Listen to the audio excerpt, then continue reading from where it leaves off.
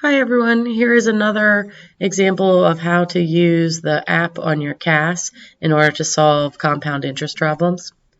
So in this case, a business deposits 80,000 pounds in an account that pays 5.25% per annum compounded monthly. How long will it take before they double their money?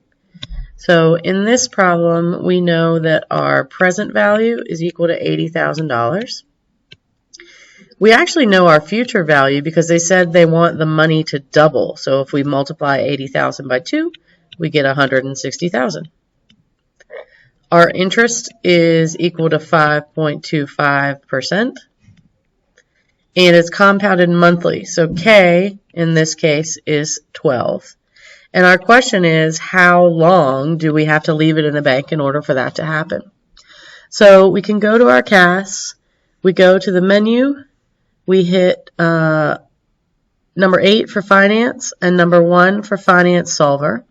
And we're going to go ahead and put in our new information.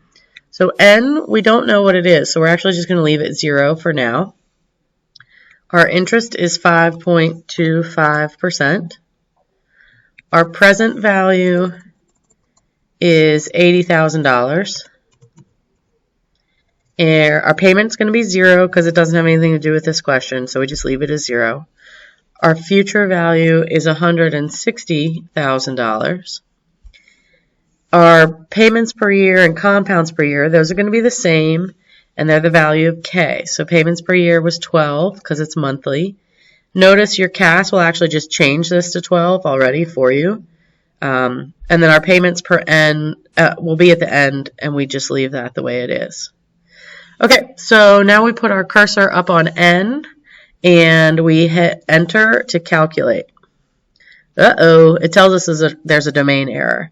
And here's why. Remember back to that time when I talked about how the present value needs to be entered as a negative number, or the future value needs to be entered as a negative number?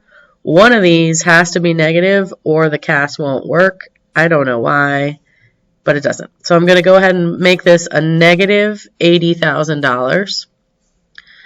And then I can put my cursor back on N, and I'm going to solve. So I hit Enter to solve. Okay, so I get this big number, 158.779, etc. Recall, however, that on your CAS, N is equal to K times N. And we know that K is 12. So we would need to divide this number by 12 in order to get our final answer. So when we divide 158.779 by 12, we end up getting 13.23. So our answer is going to be 13.23 years is how long they would have to invest their money in order for it to double. Okay, thanks. That's it for this video.